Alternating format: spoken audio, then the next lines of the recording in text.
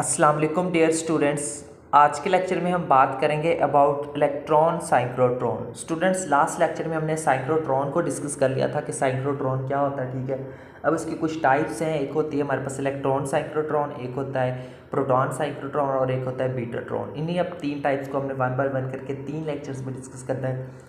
तो आज के लेक्चर में हम बात करेंगे कि इलेक्ट्रॉन साइक्लोट्रॉन क्या होता है। ठीक है, तो सबसे पहले इसके जो है वो इंट्रोडक्शन देखेंगे, प्रिंसिपल है, कंस्ट्रक्शन होगी, सर्किट डायग्राम होगी, वर्किंग होगी और उसके साथ कुछ मैथमेटिकल डेरिवेशन भी होगी। तो यहाँ से शुरू करते हैं हम इसके इंट्रोडक्शन के साथ। The cyclic particle accelerator in which charged particles are accelerated to high energies in the presence of alternating electric field। ठीक है, ये electric field while confined to a constant circular orbit by magnetic field is called electron cyclotron। क्या होता है electron cyclotron?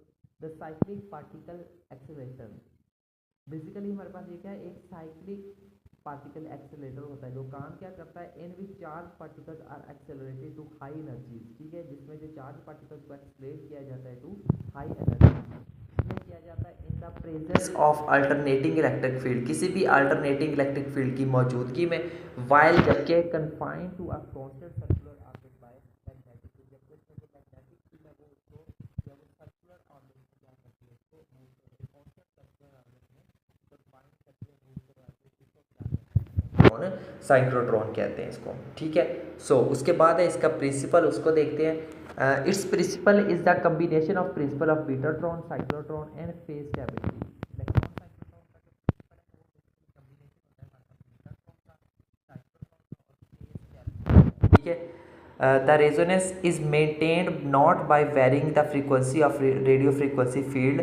जो इसकी जो resonance होती है ना, उसको सिर्फ इसी तरह से मेंटेन नहीं किया जाता कि किसी भी रेडियो फ्रीक्वेंसी फील्ड की फ्रीक्वेंसी को वेरी करके, एज डन इन साइक्लोट्रॉन, जैसा कि हमने इसको साइक्लोट्रॉन के लेक्चर में हमने उसको डिस्कस किया था। बट लेकिन बाई वेरिंग मैग्नेटिक फील्ड, हम यहाँ पे क्या करते हैं, इस केस में हम मैग्नेटिक फील्ड को वेरी करते हैं। किस तरह से? Such that phase stability maintains the particle energy. ठीक है, उसमें क्या होता है, जो फेज स्टेबिलिटी होती है वो उस पार्टिकल एनर्जी को मेंटेन करती है। कैसे? By keeping it in place with energy energising field. क्या करती है फिर उनको एनर्जाइजिंग फील्ड के अंदर रखते हुए उनको जो है वो क्या करती है, स्टेबल करती है। ठीक है, मेंटेन करती है। सो इसको हम ओवरऑल ये कहते हैं कि ये क्या है, हमारे पास है प्रिंसिपल है इलेक्ट्रॉन साइक्लोट्रॉन का। अब बात करते हैं इसकी कंस्ट्रक्शन की। ठीक है, तो कंस्ट्रक्शन में यहाँ से देखेंगे, the electron cyclotron is doughnut shaped vacuum chamber. अब इसकी जो इलेक्ट्रॉन साइक्लोट्रॉन की जो शेप होती है ना, वो जैसे डोनट होता है ना, बिल्कुल डोनट जैसे इसकी शेप होती है। और क्या है, डोनट शेप्ड वैक्यूम चैम्बर है बेसिकली इन सी शेप्ड मैग्नेटिक, जिसमें हमारे पास क्या आता है, एक सी शेप मैग्नेट के अंदर। जैसे ये देखिए हमारे पास एक सी शेप मैग्नेट है, ठीक है, ये वाला, और ये उसके अंदर एक डोनट शेप्ड एक्सेलरेटर लगा हुआ है। ठीक है, सो आगे देखिए यहाँ से, the pool of falls of faces of C shaped magnetic are constructed in such a way that, अब उस सी शेप्ड मैग्नेटिक के जो फेसिस के जो पूल्स हैं उनको इस तरह से कंस्ट्रक्ट किया जाता है कि maximum magnetic field is provided at centre, के जो सेंटर है उसके ऊपर हम क्या प्रोवाइड कर सके, मैक्सिमम मैग्नेटिक फील्ड को जो है वो उस वहाँ पे प्रोवाइड कर सके।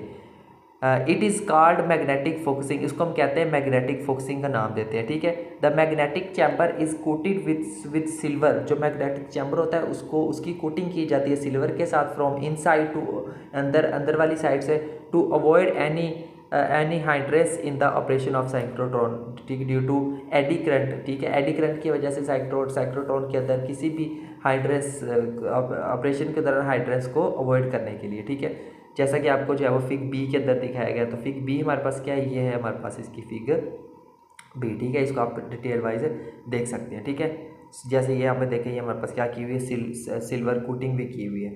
सो उसके बाद ये देखते हैं, नेक्स्ट हम बात करते हैं अब। ठीक है, थोड़ा सा है यहाँ से, a complete electron cyclotron consist of electron का।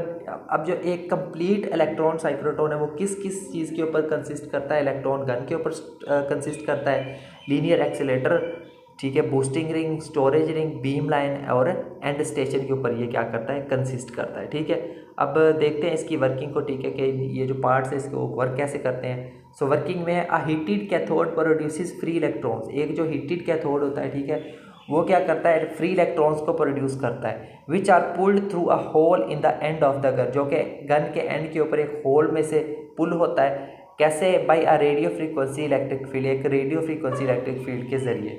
Then a linear accelerator is used for the preliminary acceleration of electrons up to energies of 50 electron volt to 100 electron volt. So आगे देखें, the linear accelerator feeds these electrons into the booster ring। जो linear accelerator होता है वो इन electrons को जब वो booster ring के अंदर फीड करता है, which uses magnetic field to force the electrons to travel in a circle, जो कि मैग्नेटिक फील्ड को यूज़ करता है और उसको फोर्स करता है कि वो सर्कल में मूव करे, सर्कल में ट्रैवल करे। Then the booster ring feeds these electrons into storage ring, फिर जो बूस्टर रिंग है वो क्या करती है, इनको स्टोरेज रिंग के अंदर फीड करती है, which is many sided doughnut shape, जो कि doughnut shape tube and enclose in a C shaped magnet. और ये जो हमारे पास ये जो स्टोरेज रिंग की ये क्या होती है, ये हमारे पास एक मैनी साइडेड डोनट शेप्ड या वो ट्यूब होती है, ठीक है, जिसको एक सी शेप्ड मैग्नेट के अंदर रखा जाता है, इनक्लोज किया जाता है। सो आगे देखें यहाँ से, the radio frequency oscillator is tuned of, जो रेडियो फ्रीक्वेंसी ऑसिलेटर उसको ट्यून्ड ऑफ कर दिया जाता है कब, when electron gain maximum energy, जब इलेक्ट्रॉन जो है वो मैक्सिमम एनर्जी को गेन कर लेता है। The energy of electron is given by, किसी भी इलेक्ट्रॉन की जो एनर्जी है, ठीक है, वो हमारे पास क्या होती है, वो हमारे पास बराबर होती है E is equal to square root p square c square plus m nought square c square, ठीक है। इसको हम इक्वेशन नंबर 1 का नाम दे देते हैं, ठीक है। सो आगे देखें, since the momentum is given by, हम जानते हैं कि जो मोमेंटम है वो बराबर होता है ई ओवर सी के बराबर होता है, ठीक है। So since the magnetic force provide centripetal force two electron, अब हमने ऊपर भी देखा है कि उस ऑर्बिट के अंदर जो है वो इलेक्ट्रॉन्स को सर्कुलर पाथ में मूव करवाने के लिए मैग्नेटिक फोर्स उसको सेंट्रीपिटल फोर्स अप्लाई करती है। इसका मतलब है यहाँ पे जो मैग्नेटिक फोर्स है वो किसके बराबर है, सेंट्रीपिटल फोर्स के बराबर है, ठीक है। तो ये मैग्नेटिक फोर्स का फार्मूला आ गया, ये सेंट्रीपिटल फोर्स का फार्मूला आ गया, ठीक है। सो यहाँ से देखिए हमारे पास जो एक वी के साथ कैंसिल आउट हो जाएगा, पीछे क्या रहेगा, m v is equal to q B r, m v बराबर होता है पी के, वो आ गया हमारे पास p is equal to q बार आ गया। इसको हम क्या देते हैं, इक्वेशन नंबर 3।